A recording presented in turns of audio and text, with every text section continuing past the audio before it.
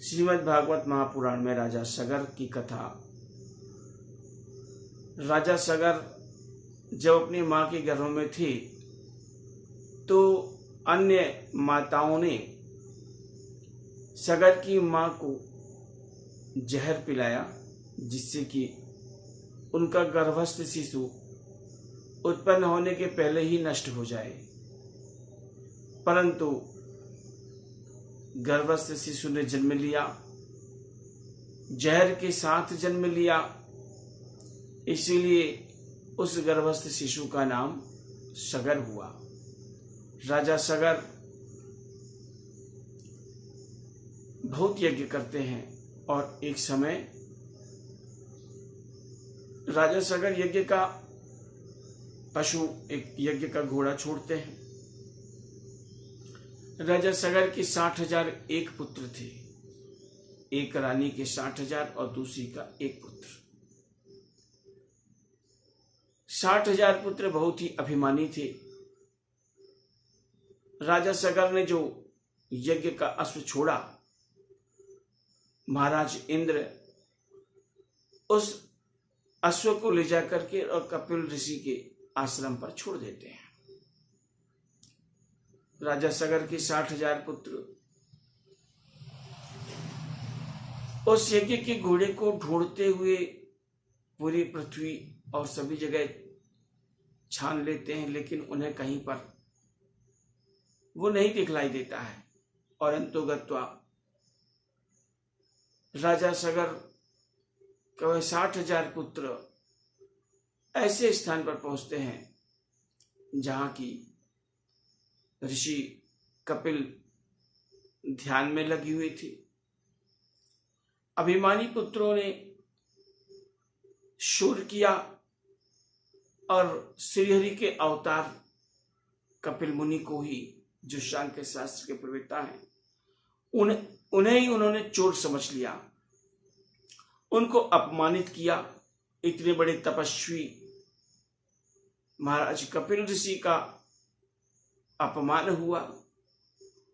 फिर भी धीर और गंभीर ऋषि कपिल उन पर क्रोध नहीं किए, परंतु उसी ध्यान अवस्था में उन्होंने अपनी आंखों को खोलकर और जैसे ही उनकी ओर दृष्टिपात किया, उनकी आंखों में इतना तेज विद्यमान था कि उसी तेज से सगर के 60,000 पुत्र उसी समय राख में परिणित हो गए। अश्व का घोड़ा राजा सगर को प्राप्त नहीं हुआ। उनके वंशज अंशुमान ने प्रयास किया और जब उन्होंने भगवान की तपस्या और अपने संस्कारों के साथ में प्रयास किया तो उन्हें कपिल ऋषि के आश्रम में अश्व का घोड़ा दिखलाई दिया। उन्होंने कपिल ऋषि से बहुत बहुत मिन्नतें की, उनकी प्रार्थना किया, तो उन्होंने बताया कि तुम्हारे महाराज सगर के यज्ञ का यह अश्व है, इसे आप ले जा सकते हैं और आपके ये चाचा 60,000 जो हुए, उनके शरीर की यह राख है। ये राख, उनका उद्धार मां गंगा के जल के स्पर्श से ही हो सकता है, अन्यथा नहीं होगा। अंशुमान ने तपस्या किया, परंतु उनके समय पूर्ण हो चुका था और उनका शरीर छूट गया। बाद में उन्हीं के पुत्र राजा सगर के वंशज भगीरथ जी ने भगवान श्रीहरि की घोर तपस्या किया, जिससे उन्हें आशीर्वाद प्राप्त हुआ और उन्होंने गंगा जी की साधना किया और उन्हें गंगा जी का आशीर्वाद प्राप्त हुआ कि वे उनके चाचा के उद्धार के लिए पृथ्वी लोक पर आने को तैयार हैं, परंतु गंगा जी ने 2 शर्तें रखी। उन्होंने कहा कि हे महाराज भगीरथ, हम पृथ्वी पर तो आवेंगे, लेकिन पहला यह है कि जब हम स्वर्ग से पृथ्वी पर आवेंगे तो हमारा वेग इतना तेज होगा कि पृथ्वी उस वेग को सहन नहीं कर पाएगी और पृथ्वी में छेद हो जाएगा और हम रसातल पर चले जाएंगे। हमारे वेग को सहन करने वाला कोई होना चाहिए।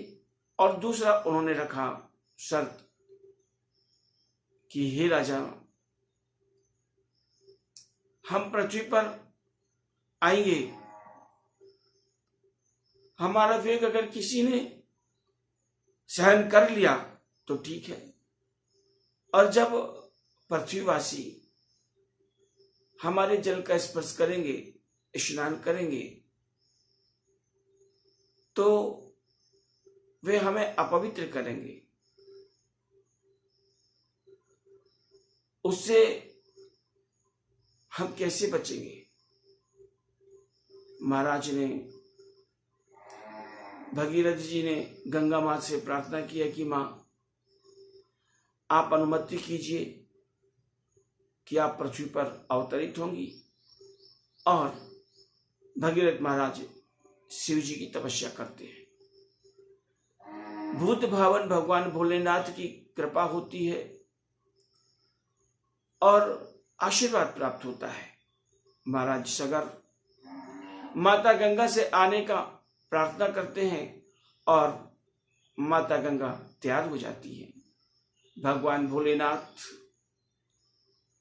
अपनी एक जटा को ऊपर करके और खड़े होते हैं। जैसे ही गंगा जी अपने पूरे तेज के साथ प्रवाहित होती हैं, ऐसी भगवान भोलेनाथ अपनी जटा में गंगा जी को धारण कर लेते हैं। अब गंगा जी भगवान भोलेनाथ की जटाओं में भ्रमण करने लगती हैं। भोलेनाथ से भगीरथ प्रार्थना करते हैं कि भगवान, अब गंगा जी को अपनी जटाओं से मुक्त कीजिए। तो माता गंगा महाराज भगीरथ की जटाओं से प्रवाहित होती हैं, इसीलिए जटा शंकरी उनका नाम भी रखा गया है।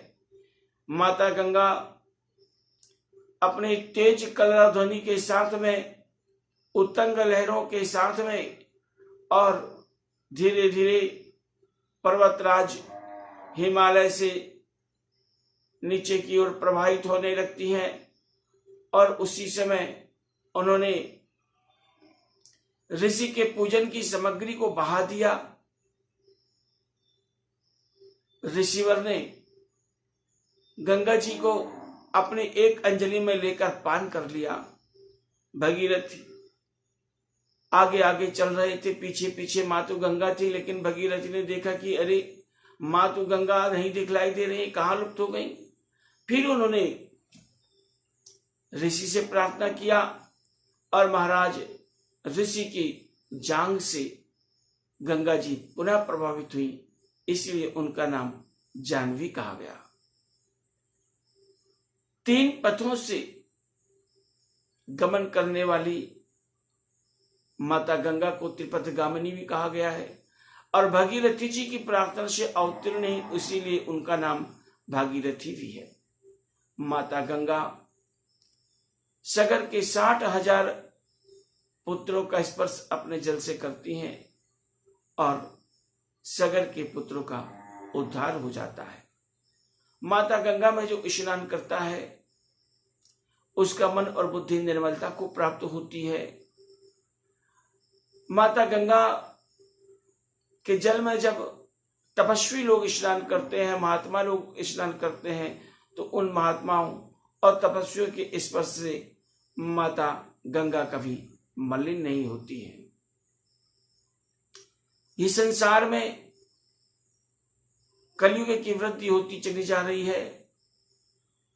हम लोग जहां पर माताओं को, नदियों को, गंगा को देवियों का स्वरूप प्रदान करके और उनकी सेवा करते हैं।